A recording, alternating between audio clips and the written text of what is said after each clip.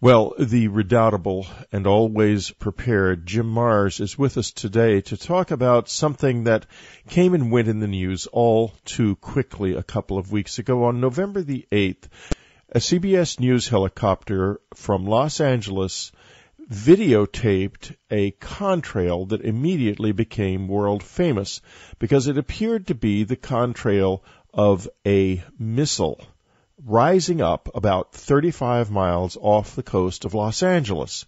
Extraordinarily dangerous event, to say the least, and initially there was a lot of public fear. However, shortly thereafter, the Internet was abuzz with rumors that this wasn't a missile at all, but rather the contrail of a incoming flight from Hawaii, either a United Airlines flight or a U.S. Airways flight. Time has passed. The FAA can easily tell us precisely which flight it was. The FAA has remained silent. The Pentagon, which initially took an interest immediately stating this wasn't a national security threat, has remained silent. No one has told us what flight it was. Well, one reason they might not want to do that would be if they identified the flight, it might be quite easy, or would be quite easy, to go back to the flight path and find out exactly where the airplane was when the contrail appeared. We can't do that because the FAA won't confirm the flights. So where are we now? And that's what Jim Marrs has been thinking about and doing some research about. Welcome to the show, Jim. Hey, Whitley. Always good to be with you. And it always is important for people to start thinking for themselves and look behind the headlines. So let's take this step at a time. First off, the CBS helicopter films what appears to be a trail from a missile. The cameraman, the newsman, that day said it was definitely a missile. I zoomed in with my telephoto lens, and there was a silvery metal object at the top, and there was flames coming out the bottom, and it was spinning. And but then, about 2 days later, he retracts his story and says, "Oh no, I don't know. I guess I was mistaken." All right, can the government make people change their stories? Absolutely. I've talked to hundreds of people in Dealey Plaza at the time of the Kennedy assassination, and they said initially they thought the shots came from the grassy knoll. But later, I said, well, where do you think they came from now? And they said, well, they came from the book depository. I said, why do you think so? Because the government said that's where they came from. So he changes his story. Then, of course, initially the U.S. military, apparently caught off guard, says, well, no, we weren't launching any missiles, so it couldn't have been ours. And then a day or two later, all of a sudden, they're coming back going, oh, well, it was just a contrail. But, Whitley, as you pointed out, they failed to tell us exactly what airplane it was so we could find out exactly what it was. Now, balancing that, we have Brigadier General Jim Cash, an Air Force general, who in a blog says during the late 80s I was assigned to NORAD as a command director initially and later as assistant director of operations for NORAD inside Cheyenne Mountain Complex.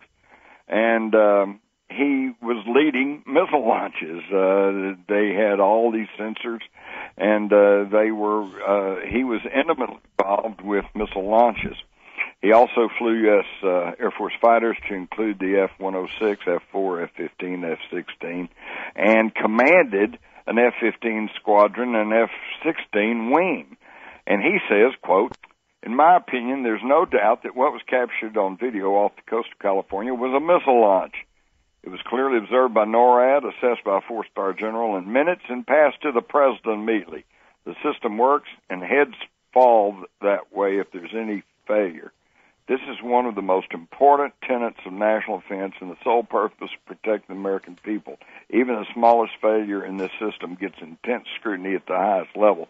So what he's saying is basically that a decision to put out some lame excuses, he calls it, would not come from the military, but would come from the president himself.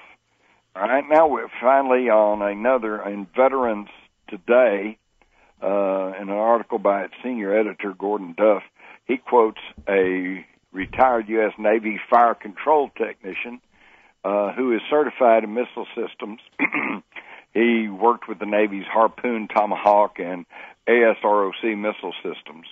And he saw the video, and he said, first, I know it's a large missile because it did not exhibit the typical corkscrewing trajectory of a beam-riding missile as it tries to acquire the targeting beam. This tells me it's a big boy with a complete guidance system installed in it, which we called a fire-and-forget missile, because once it's launched, its internal guidance system takes over, and there's no real need for external control. And I'm fairly confident it is not one of ours, says this Navy fire control technician. As the vapor trail appears dirty, it looks brownish. I've personally been involved in these launches, and he said basically that U.S. missiles burn very clean, whitish blue, not dirty, brackish brown. The missile had rather crude fuel cells, which tells me this is not one of ours. And lastly, but not leastly, one of my personal old friends and high school buddies was a missile launch officer for the Air Force. And I talked to him about this, and he said, there's no question about it, this was a missile launch. So they're lying to us. They're lying to us. But, hey, would the U.S. government and the Pentagon, the president, lie to us? Well, no, boy, there was a time, Jim, when I would have been deeply offended to hear you saying that. But since I've had the Close Encounter of the Third Kind in 1985, I've seen that the U.S. government is actually just a tissue of lies. Of course they lie to us about everything. Exactly. Would they lie to us? Only continually. They lied to us about, light at the end of the tunnel in Vietnam. They've lied to us about 9/11. They've lied to us about weapons of mass destruction in Iraq. They've lied to us about they're still hunting for Osama bin Laden, although they know he's been dead almost 10 years. I mean, is it just lie upon lie upon lie? And the thing is, people are catching on to that. And this is what this General Cash also said. He said it's very counterproductive. Said people are their confidence in the government is eroding, and when they tell us cheap lies like this that are easily seen through by anybody with any sense, then this is self-destructive. But now, so what's going on? What would this be about? Well, according to the Russians, they said their satellites picked it up. It was a launch from a Chinese submarine, and it was an ICBM type missile. And I've been doing my homework, and I do find under some military sites that the Chinese have now developed the JL-2 submarine-launched ballistic missile, and it is deployed on their class JIN submarines, has a range of 7,200 kilometers, and since this was launched 35 miles off the coast of Los Angeles, that means, let's see, probably everybody in the United States is vulnerable. Well, the missile it would have landed in either northern China or Siberia if it right, because it was on a northwest trajectory. But it was like a shot fired across our bows then. Exactly. This was a little, as one wag put it, this was China groping in the United States. This JL-2 missile, by the way, 2 years ago in a report from the Pentagon entitled Military Power of the People's Republic of China. This was a report issued by the Pentagon. It said that this type of missile gives China its first credible sea-based nuclear strike capability. Now, why off the coast of the United States? Why fire this shot across our bow? And why on November the 8th? Well, let's look at what was happening right there. We've got President Obama is over in Asia. Okay, Jim, we're going to look at that all right, but we're going to look at that in a couple of seconds because we've got to take this time for a brief break in the There are going to be some commercials in the free section of Dreamland. In the subscriber area, we'll be getting back to Jim's conversation with Jim in just an instant. And for subscribers, there is an interesting interview with Darren. Darren is a contactee. He has been interviewed by Ann Strieber before. I interviewed him this time because it has something to do with the night of November the 8th. Darren and his wife have seen and successfully documented quite a number of UFOs in Orange County, and something happened to them late that night that is quite unforgettable. And we don't know whether it's related or not, but listen to what Darren has to say about it. It's very, very strange stuff. We'll be right back.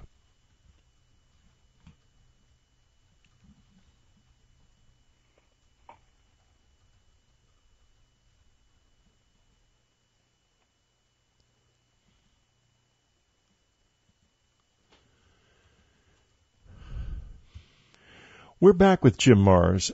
We're talking about this apparent missile launch that happened on November the 8th that has been dismissed, and probably not correctly or truthfully, as a contrail of a jet. The FAA never said which flight it was. Because they never said which flight it was, it's not possible to analyze the route and tell whether or not the flight was coming in at the time the contrail was videotaped by the news helicopter. So we're left in the dark, as always. But Jim, you're quite certain now that it's a missile, as you were saying, just as we left the air. But why don't we just pick it up from there? Right. Well, I do recall early on seeing the complete videotape, and to me it was clearly a missile because you could obviously see the fire coming out of the end of the object at the top of the trail. But yet, within a couple of days, the only pictures I could find, either on YouTube or maybe I was not looking in the right place, but it was edited versions or still photographs, which did not show the tip of the thing, which again is misleading because then that allows you to argue that it was some sort of optical illusion. It was actually a plane flight coming in east to west, and just kind of gave the impression that it was going up in the air. I'm sorry, maybe I'm just becoming too cynical. But we're left with the question of why would they do this? Why would China launch a missile, ICBM type large missile, off so close to our coast? And it was hitting in a northwest trajectory, which means it would have landed in China, or perhaps up in the even further north. In Siberia. Siberia, yeah. And why would they do this? Well, let's look at what was going on. President Obama was going to the Far East for a G20 summit in Seoul, Korea, and for the Asia-Pacific Economic Cooperation Summit in Tokyo also. And we're in a economic dance of death with China because they make everything. And if the U.S. dollar goes down, or if the U.S. quits buying goods from China, then the Walmart shelves go empty, and everybody's hurting. And the idea is this was a flexing of China's muscle to show that they are no longer going to be pushed around by the economy of the United States. Right. Russia and China both now have announced that they are not going to be trading in dollars anymore. And China just recently, and at about that same time, about right there in early November, downgraded the American dollar trading dollar from AA to A minus. Yeah, they downgraded our credit from AA to A minus. That's so correct. They're downgrading, and at the same time announced that they would be trading with Russia in local currencies rather than in dollars. Exactly. Now, of course, the thing that has propped up the U.S. dollar for decades now has been nothing but our military strength and nuclear weapons. So I think this may have been an attempt to show, hey, we can do this too. Also, Whitley, if you'll remember back a few months ago, maybe in September, somewhere in there, there were U.S. naval exercises in the South China Sea, and we were firing off missiles, and we were basically saying, look, we're still the superpower in the world. Keep accepting our dollars. I think this may have been a response saying, hey, we're a superpower too, and we have the same capability as you. Now, all this sounds like Cold War one-upmanship, and that's fairly normal. What is not normal, and what bothers the heck out of me, and I think would bother you too, Whitley, and I think should bother all of your listeners, is that we're being lied to by our own government. We're paying money. We're paying trillions of dollars in tax dollars, and it's all just being siphoned out of this country. It's going for wars that are unending. Remember, everybody voted for Obama because he was going to be the peace candidate. He was going to get us out of Iraq. And yet he finally, when he gets in 2009, he tells us, well, it'll be 2010 before we get out. We'll be out by August 2010. Well, August came, and now it's going to be 2011. And now they've just announced it's going to be 2014. We're never getting out of there. And our country's unraveling economically, and we're squandering all this money, and then they lie to us. And what's even worse is China now has claimed that they've shot down one of our most advanced fighter planes, the F-22 Raptor. And now China actually claimed they shot it down? Yes, there's a YouTube on there showing the wreckage, showing a pilot parachuting out. And when I first heard this, I thought, oh yeah, okay, sure, this. But China actually officially claimed the shoot down. I don't think they did, Jim. Not officially, perhaps. No, not officially. But they are claiming that they shot it down, and there are pictures of the wreckage in a Chinese setting. And I thought, hey, like you, I was highly, I was very incredulous. But there was one that crashed just recently. Yeah, November 17th, according to mainstream media, the base at the joint base Elmendorf Richardson in Alaska said one of their F-22s was missing. And so it makes you wonder. And then a few days later they said, well, they think maybe that they found the wreckage, but they haven't found the pilot. If they hadn't found a pilot, how do we know the wreckage is legitimate? See, and this is leading to a credibility gap. If you can't trust your own government, if you can't trust your own military, who can you trust? As Gordon Duff, senior editor for Veterans Today magazine, says, a submarine approaches America's heavily guarded coast through a network of defenses costing billions, launches an ICBM capable of carrying up to 10 hydrogen bombs, launches the missile 2 minutes from Los Angeles, and we're utterly unaware. And this is the same military we trust our children's lives to. And bear in mind that submarine defense net has been downgraded continuously for 25 years. There's very little left out there. That's almost true. I think there's like two ships left with this submarine searching capability there, where there used to be dozens.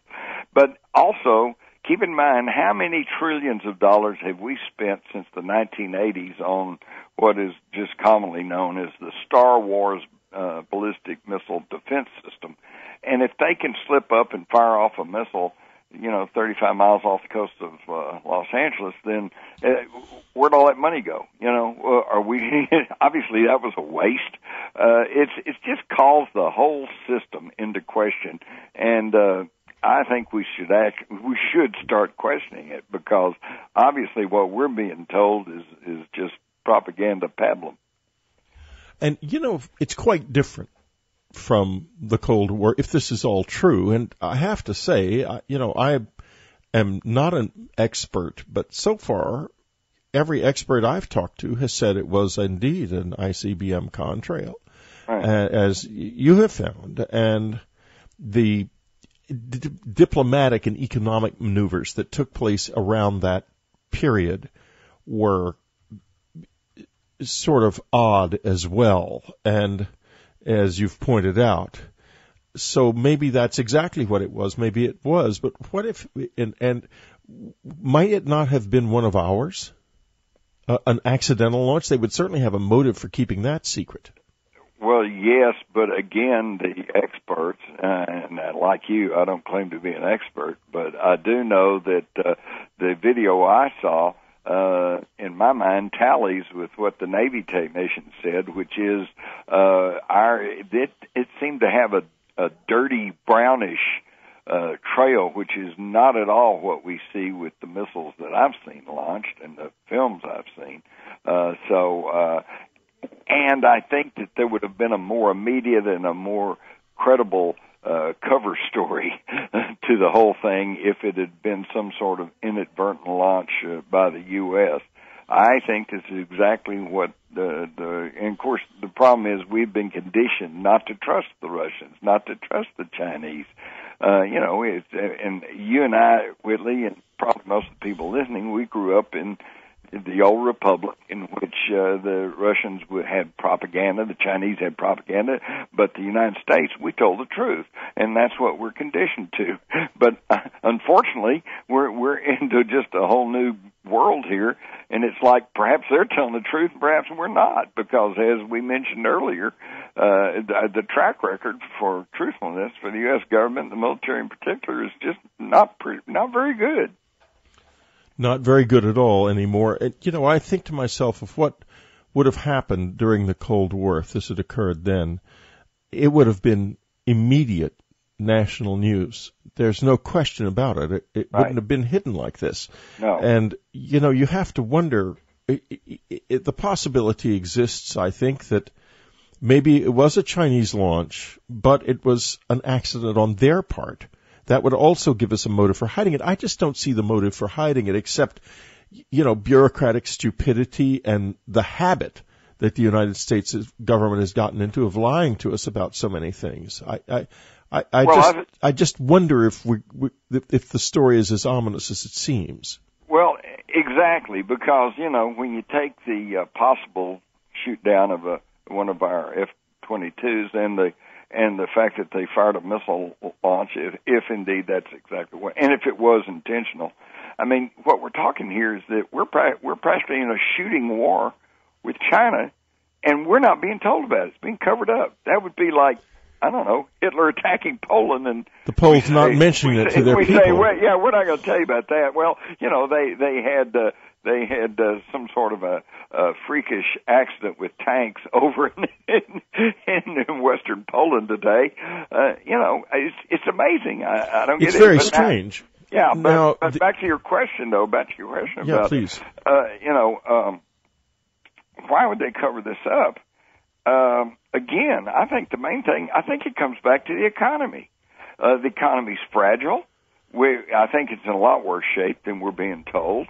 When my experience as a newsman over the years and talking to economists is that they feel a very definite responsibility in speaking out publicly, and what I found is what they'll tell you privately and what they say for public consumption is sometimes two entirely different things. And there's a reason for that, because if economists, especially ones with large followings and that have have the microphone to a large segment of the population, if they say things are getting bad, well, then it's a self-fulfilling prophecy. People then hoard their money and they won't buy stocks and bonds, and they, it's exactly what they're prophesying. So what I found traditionally is that no matter what they may say privately, publicly, they're always upbeat, and optimistic. Well, things are looking up. And, but now there are just a huge list of top economists who are saying the bottom's falling out.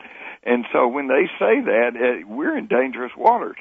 And for then, on top of that, if they acknowledge that China is flexing its muscle and becoming the world's real superpower, that just, there goes more credibility and there goes more confidence. And we got a real problem there. Now, that coupled with the idea, again, that the biggest bulk of the U.S. budget for years has gone to defense. And we have spent trillions of dollars on this missile defense systems. and they're asking for more and more now. In fact, that's one sneaky thing here. Perhaps this is some sort of false flag thing pulled off by our own military to try to get their budgets increased and maintained at those levels. But they've pulled that for so long. I find it hard to believe that they would go to that extent. But I think the main thing is that they just don't want to acknowledge that all of these billions of dollars, tax dollars, that could have gone for education, for helping people, for building up the infrastructure in this country, has just been wasted. Yeah, well, that would seem to be a pretty good motive, and we're going to talk a little bit more about the economy and the situation that it's in and where we're going and how that relates to this possible belligerent relationship, secret belligerent relationship with China when we get back. We'll be right back.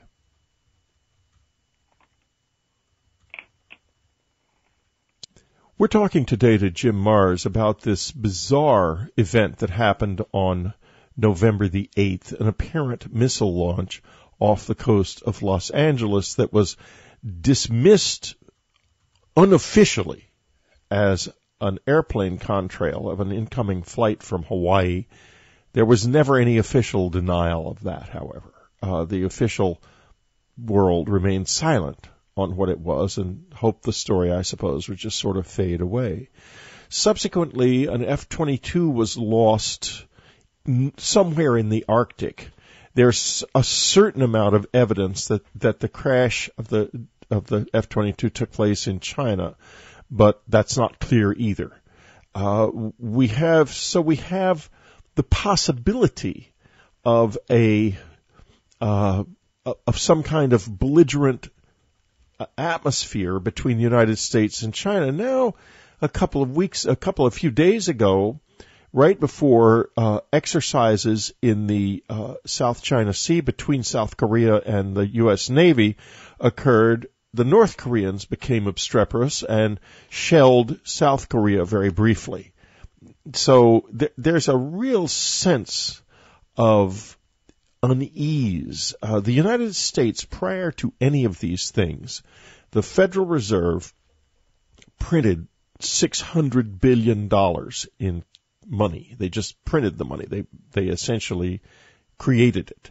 They did this in an effort to cause the dollar's value to drop in order, since the Chinese would not reduce the value of their own currency, the yuan, they tried to arbitrarily, from our viewpoint, our standpoint, reduce the value of the dollar, thus making Chinese goods more expensive in the United States and our goods less expensive, so that American workers can go back to work making things instead of having us buy everything from China. The Chinese were very, very angry about this, and the reason is China has no net. It has billions of workers. There is no social welfare system whatsoever. If they stop getting a paycheck, they immediately go hungry, immediately, and they take to the streets. It happened in 2008 all over China. These people are ready. China's a powder keg, basically. And if this prosperity that they have, this bubble that they're living in, is interrupted, that government is going to collapse. It's as simple as that, and they know it perfectly well. And that, I think, is a very powerful motivation. Interestingly enough, what happened after the $600 billion attempt to cool down the American currency is the euro began to fall apart, and the dollar is stronger than ever. The Chinese needn't have worried. So here we are, with our currency so strong that foreign goods cost much less. It costs $2,000 or $3,000 less right now to buy a Mercedes-Benz than it did 6 months ago, simply because of changes in currency. Meanwhile, the price of a Cadillac is exactly the same. So let's get back to Jim now. Well, Whitley also wouldn't, am I correct in thinking that with us printing all this money and devaluing the dollar at a time when Obama is in Asia trying to get China to loan us more money So in other words, we're trying to ask them to loan us more money for the devalued dollar. Wouldn't that also anger them? Well, yeah, I don't get, I'm not absolutely sure that the tail and the dog were even connected to the same rump when Obama was in China, was in Asia, because they weren't playing with a full deck. You can't go to the Chinese and say, loan us more money, while at the same time you're making the value of the money that of our money less. Right. But what they didn't understand, what the U.S. Federal Reserve didn't understand, was this was just a drop in the ocean. The dollar, the strength of the dollar is really at this point almost unassailable because of the unrest in the rest of the world. And now particularly in the European Union, which, right. which seems to be coming apart at the seams because the people in France and Germany and some of the strong economies, probably correctly, are really chafing in the fact that they're having to bail out Ireland and Italy and some of these other places, Greece, Portugal, and Portugal. Why should we be bailing them out? And of course, we should be as upset as they are. But we are bailing them out. What are we doing bailing out all these other people? We are bailing them out. The one thing that they never say in the press is where the money in the International Monetary Fund comes from. It comes from us. Exactly. So, when you say when the EU is bailing out Ireland with the help of the IMF, translation, the EU is bailing out Ireland with the help of the American people. U.S. taxpayers. That's right. It comes right out of our pockets. Exactly. And when Ben Bernanke, the chairman of the Board of Governors of the Federal Reserve System, is asked by Congress, these credit swaps that we're sending over to these foreign banks, and he's asked, how much money do they get, which banks they go to, and what are they putting up as collateral?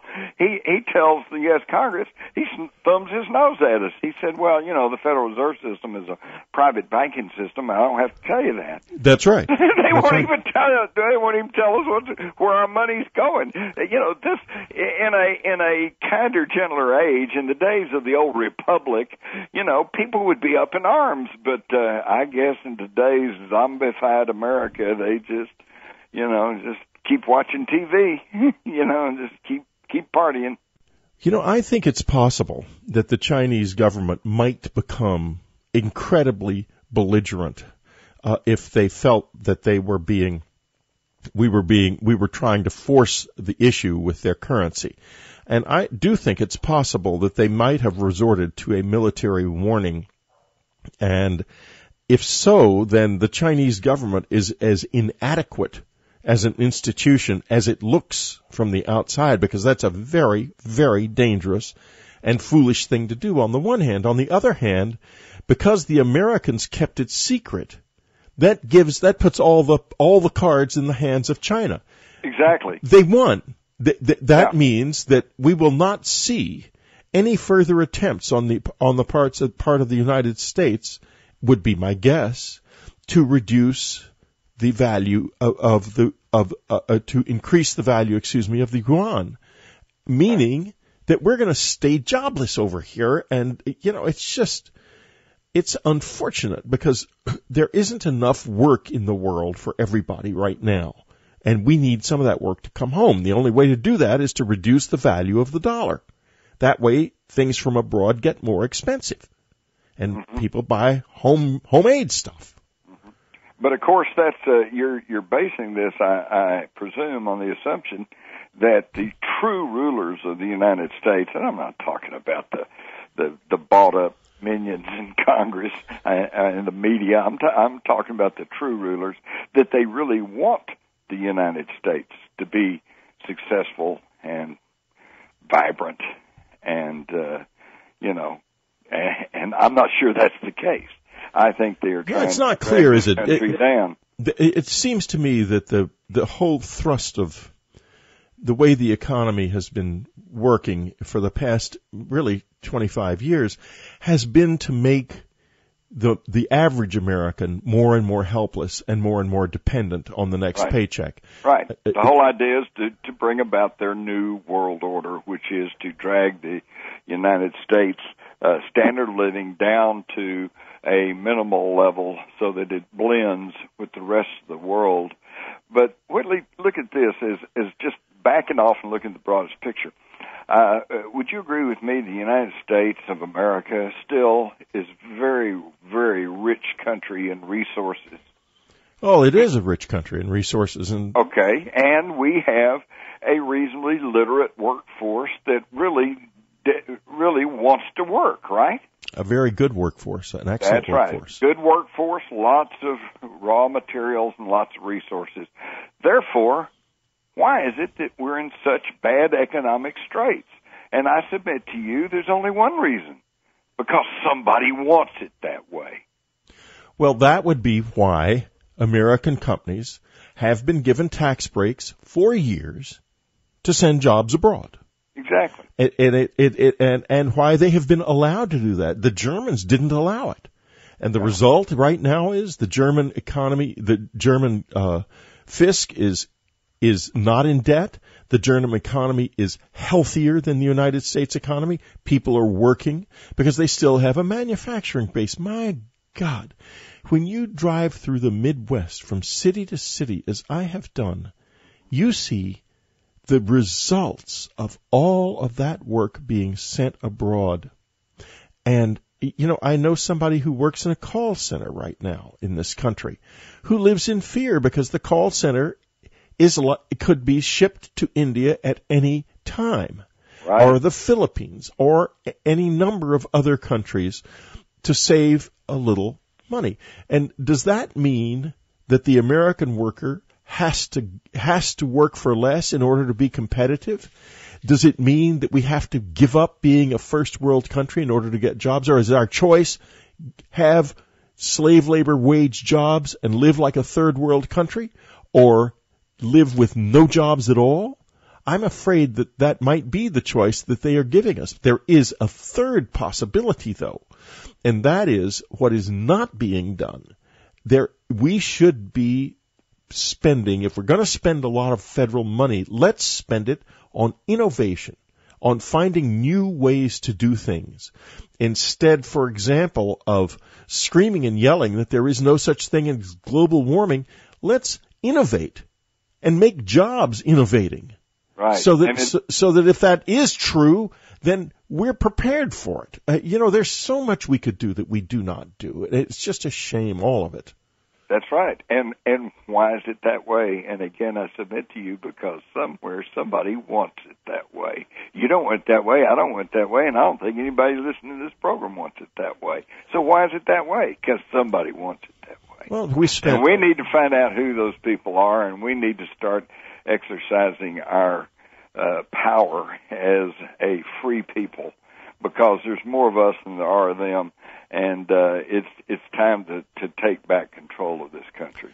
Well, Jim, thank you very much as always. Thank you. That was good. Give them something to think about anyway. Well, that's true, and I guess we won't be talking until after the new year. You can listen to Jim Mars again on our year-end program. He'll be there talking about what work he's doing now and what he expects to happen in the coming year. So this is Whitley Strieber.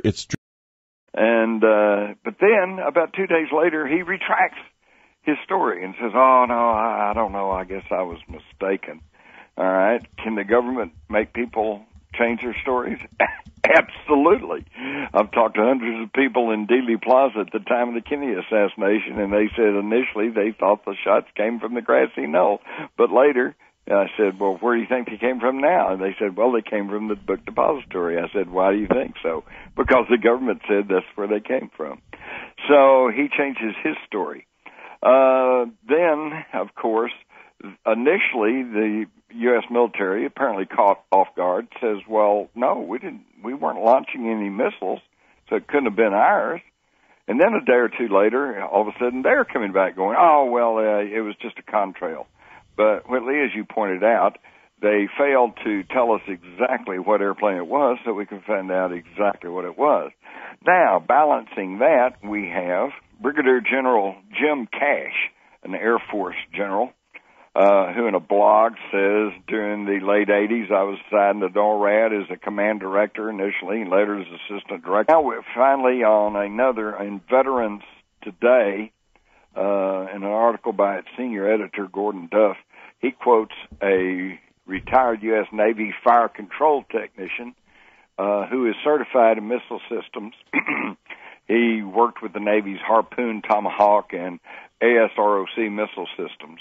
And he saw the video, and he said, first, I know it's a large missile because it did not exhibit the typical corkscrewing trajectory of a beam-riding missile as it tries to acquire the targeting beam. This tells me it's a big boy with a complete guidance system installed in it, which we called a fire-and-forget missile, because once it's launched, its internal guidance system takes over, and there's no real need for external control. And I'm fairly confident it is not one of ours, says this Navy fire control technician. As the vapor trail appears dirty, it looks brownish. I've personally been involved in these launches, and he said basically the U.S. missiles burn very clean, whitish blue, not dirty, brackish brown. The missile had rather crude fuel cells, which security threat has remained silent. No one has told us what flight it was. Well, one reason they might not want to do that would be if they identified the flight, it might be quite easy, or would be quite easy, to go back to the flight path and find out exactly where the airplane was when the contrail appeared. We can't do that because the FAA won't confirm the flights. So where are we now? And that's what Jim Mars has been thinking about and doing some research about. Welcome to the show, Jim. Hey, Whitley. Always good to be with you. And it always is important for people to start thinking for themselves and look behind the headlines. So let's take this step at a time. First off, the CBS helicopter films what appears to be a trail from a missile. The cameraman, the newsman, that day he said it was definitely a missile. I zoomed in with my telephoto lens, and there was a silvery metal object at the top, and there was flames coming out the bottom, and it was spinning. Well, the redoubtable and always prepared Jim Mars is with us today to talk about something that came and went in the news all too quickly a couple of weeks ago. On November the 8th, a CBS News helicopter from Los Angeles videotaped a contrail that immediately became world famous because it appeared to be the contrail of a missile rising up about 35 miles off the coast of Los Angeles. Extraordinarily dangerous event, to say the least, and initially there was a lot of public fear. However, shortly thereafter, the Internet was abuzz with rumors that this wasn't a missile at all, but rather the contrail of a incoming flight from Hawaii, either a United Airlines flight or a U.S. Airways flight. Time has passed. The FAA can easily tell us precisely which flight it was. The FAA has remained silent. The Pentagon, which initially took an interest, immediately stating this wasn't a national security of operations for NORAD inside Cheyenne Mountain Complex. And he was leading missile launches. They had all these sensors, and he was intimately involved with missile launches. He also flew U.S. Air Force fighters, to include the F-106, F-4, F-15, F-16, and commanded an F-15 squadron and F-16 wing. And he says, quote, "In my opinion, there's no doubt that what was captured on video off the coast of California was a missile launch. It was clearly observed by NORAD, assessed by a four-star general in minutes, and passed to the president immediately. The system works, and heads fall that way if there's any failure. This is one of the most important tenets of national defense, and the sole purpose to protect the American people. Even the smallest failure in this system gets intense scrutiny at the highest level." So what he's saying is basically that a decision to put out some lame excuse, as he calls it, would not come from the military, but would come from the president himself. All right.